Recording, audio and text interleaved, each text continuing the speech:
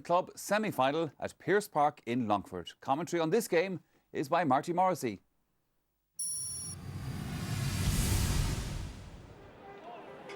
The Roscommon and Connacht champions travel to Pearse Park in Longford with a strong, well-balanced starting 15.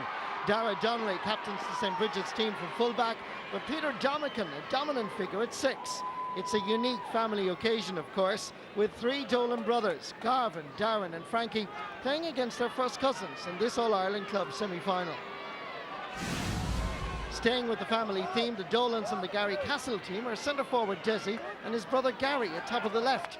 It would appear that none of the Dolans will be marking each other.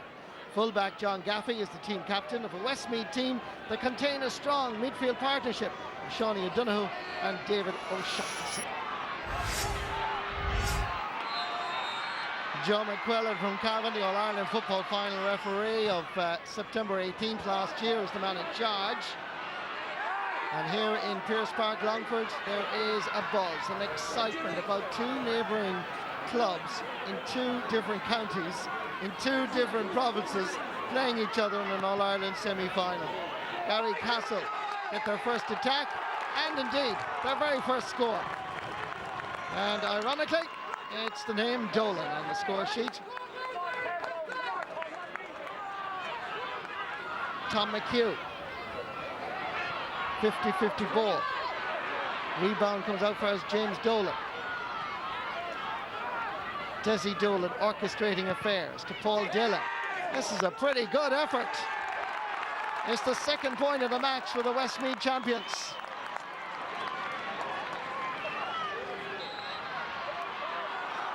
Ball given away. The Roscommon champions finding it very difficult. And going down is Darren Dolan following a clash with David O'Shaughnessy. Mark, hand it down. Get back in. Yellow card for David O'Shaughnessy. And on initial viewing from this camera angle, I have to say, it's a bit harsh.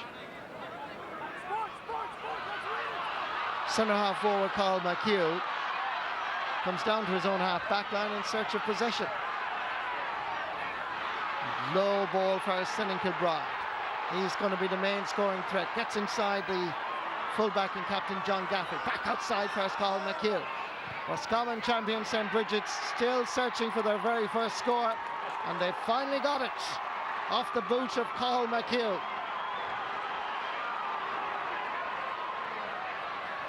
Into the path of the point scorer, Carl McHugh. Tries to lay it back to Kilbride. Survives the challenge. Lovely balance by Kilbride. What about the finish? Umpire goes for the flag. It may have taken the Roscommon champions a while to settle, but they finally have found their rhythm.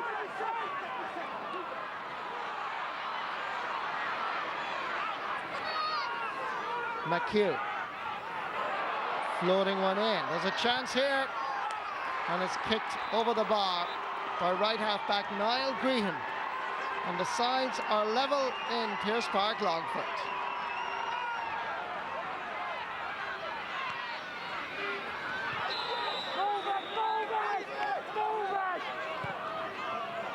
Free was obvious to be seen. Nice ball into Desi Dolan. Despite the challenge, he has such great balance, Desi Dolan.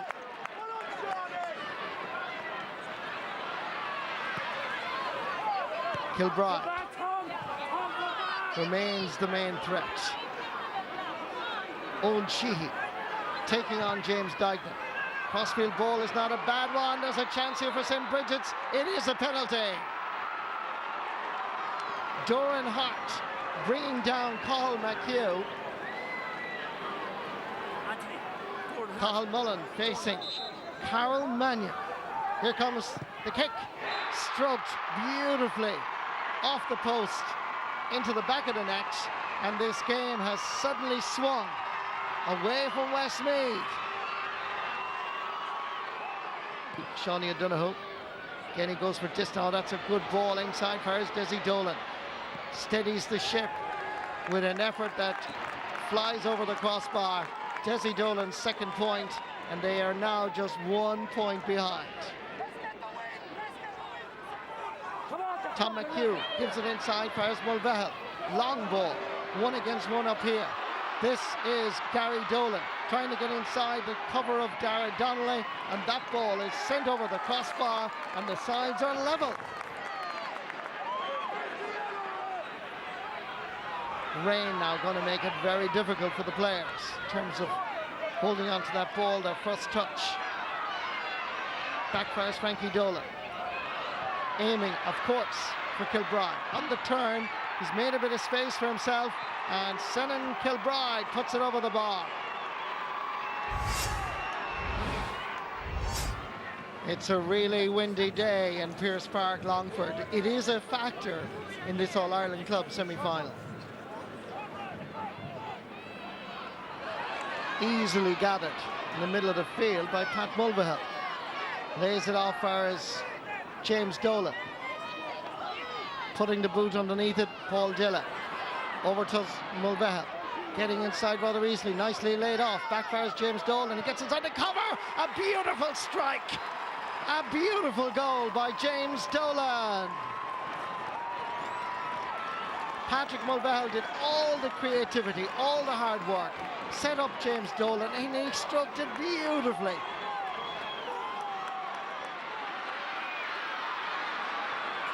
Carl Mannion gone forward. Niall Grehan. Mannion has gone for a ball outside him.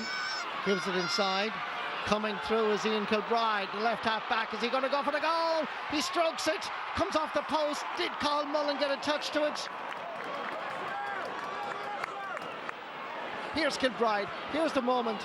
Did Mullen? I think he did. Get a little touch. Pushed it onto the post, and it ended up at 45.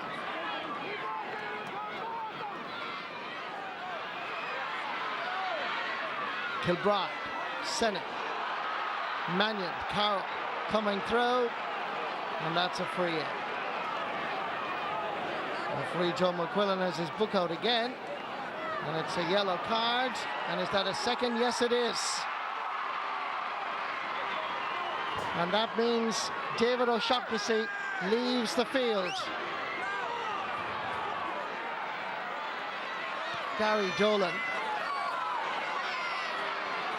up to Brother Desi. Peter Donegan with him. Oh, that's a great ball inside. Here's the brother again, a touch. And the ball has gone wide. Gary Dolan had the opportunity to go down on the ball, get around the keeper, and stroke it home.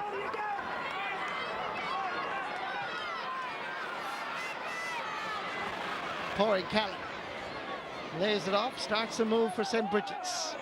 Frankie Dolan inside for Ian Kilbride. Senan Kilbride. Carl McHugh has number 11 on his back, and he gets his second point of this All-Ireland Club semi-final.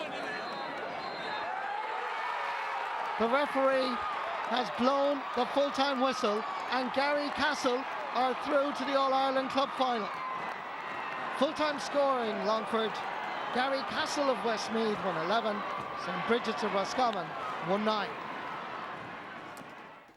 So a first All-Ireland Club final for Garrycastle, and I'm sure there's going to be great excitement down in the Athlone area over the next couple of weeks. Pat Spillane, the thing about it is, from Garrycastle's point of view, you were playing football when this club was formed in the first case back in the early 1980s. 1981, yeah. It's a great achievement.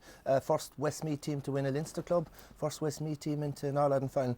And it was a very enjoyable game. First half had some excellent football, some great scores, as good as you see in any county match. And can I say about the venue, compliments to the GA for choosing the venue. Longford, 10,000 capacity, with about 8,000 supporters there. Great atmosphere, you know, an electric atmosphere. It was brilliant, and the players rose to the occasion, and it was excellent football. It was a strange start to the game. Garrycastle came out of blocks, went 3 points up after 3 minutes, playing with a strong wind, and Brigids took over, and Brigids against the wind were 2 points up after half-time. At half-time, and you'd say, that's the end of the road. Brigids have the wind in the second half in Garrycastle. But Garrycastle dug in, and you know, it wasn't tactics. They worked hard, they dug in, they showed great resolve. They scored a goal and 3 points in the first 12 minutes. And that was when the game was won and lost. But they confined Brigids to 3 scores in the second half. 1 score from play playing against the Gale Force, that was brilliant, absolutely brilliant, and well-deserved victory, I think, for Garrycastle. Great run for Garrycastle, but from St Brigids' point of view, a disappointment, obviously, because they had been the team, I suppose, of last year in the same sort of way. Yeah, and they were favourites going into the match, Michael. And you look at it, it's interesting that the 4 teams playing yesterday played better against the breeze, which is very interesting. So what happens is you use all your energy in the first half. And people don't realise that. You put it all in, and you think at half-time you have this match, one of the breeze is going to win the match. But it's easier actually to play against the breeze, particularly forwards, because you can play the ball in front. And so we've seen a lot of times now that a team playing against the breeze that goes in half-time won. And it's disappointing for them because they were there last year. They felt they had a great chance this year, and they probably felt, this was a game they were capable of getting over. But when you meet local rivals, local neighbours, it's a different match. It doesn't matter. It's hunger that wins the match, and I felt that Garrycastle was a hungrier team. And when you have fellas like Desi Dolan, they play simple, direct football. They kick the ball. But I read an article by Tony McEntee yesterday in the Examiner, and I think this epitomises the philosophy I would like to see in Gaelic football. He says, in Crossmaglen, we're not in the business of producing athletes but footballers. The core of his whole philosophy revolves around the skills of the game, especially what's supposed to be the game's core skill, kicking the ball. God forbid, please God, that we get more adopting Tony McEntee's philosophy and less adopting Jimmy McGuinness's philosophy. I rest my case, Michael. All right, just to confirm the pairings then for this year's All-Ireland Club Finals on St Patrick's Day at Croke Park. It'll be Crossmaglen Rangers against Garrycastle in that football decider, while Coolderry of Offaly will take on Lochiel Shamrocks from Antrim in the hurling final. OK, we're headed for a break right now here on League Sunday. When we come back, Donald O'Grady will be joining us to discuss the new Alliance Hurling League campaign, and we'll also be reporting on the interprovincial football and hurling semi-final.